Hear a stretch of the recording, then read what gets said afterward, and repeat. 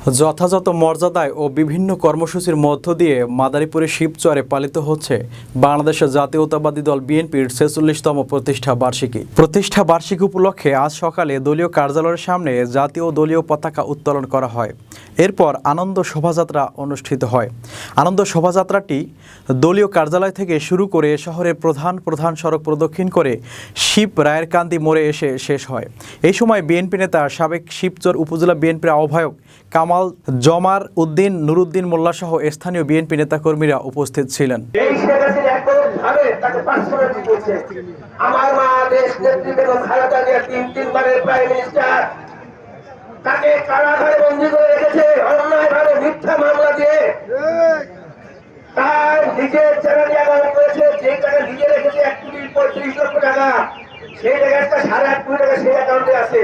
সেটা মিথ্যা মামলা দিয়ে তাকে মৃত্যুর মুখে ঠেলে দিয়েছে।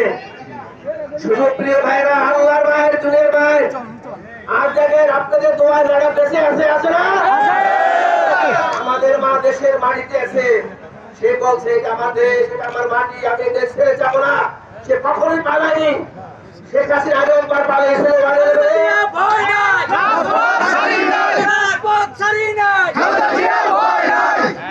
আমার মা বলেছিল আমাকে যত রকম অন্যায় অবিচার করা হয় বাংলার মাটি ছাড়বো না। বাংলাদেশে হয়েছে সেটা। আপনাদের আরেকটি কথা বলি, ঢাকা শহরে আওয়ামী লীগের কিছু চক্রান্ত, ওই সরকারের চক্রান্ত, হিন্দু ভাইদের মন্দিরে মসজিদে নিজেরা আক্রমণ করে, নিজেরা ভাঙচুর করে এই দায়ভার বিএনপির কাঁধে দিতে চেয়েছিল। আর এটা প্রথম নয়, এর আগে একাধিকবার এই 15 বছরে নানান জায়গায় ভেঙেছে, নিজেরা বিএনপির ঘাড়ে দেওয়ার চেষ্টা করছে। সমস্ত কিছু আলোচনা ফাঁস করে দিয়েছে।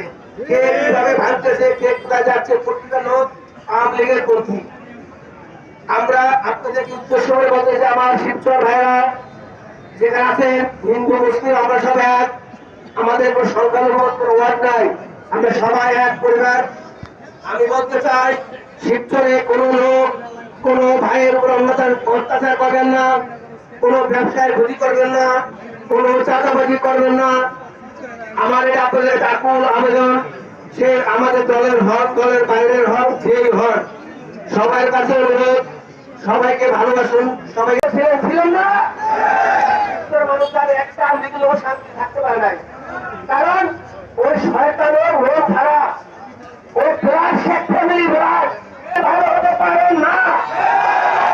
তারা সেলফিশ। বাংলাদেশ তাকে দুজনে লুটে পড়ে খাইছে। এক ভাগ পয়সা এইভাবে প্রত্যেকটা লোকের নামে ব্যাংক লুট করেছে, টাকা লুট করেছে, ভাগটা তারা খেয়েছে। আজ তাকে ব্যাংক থেকে পালিয়েছে, দেশের অর্থনীতি ধ্বংস হয়েছে 55,000 কোটি টাকা। এই টাকা যদি শিবচরে পুরো মাটিতে রাখা হয়, পাহাড় পরিবার বাংলাদেশ থেকে শেখ হাসিনা, শেখ পরিবার, শেখ মেয়েরা, শেখ জয় সহ চৌধুরী সহ এই লোকজন বাংলাদেশে চুরি করেছে।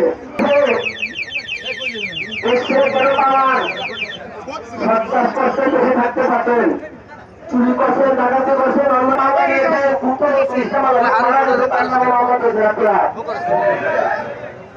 আমরা এখন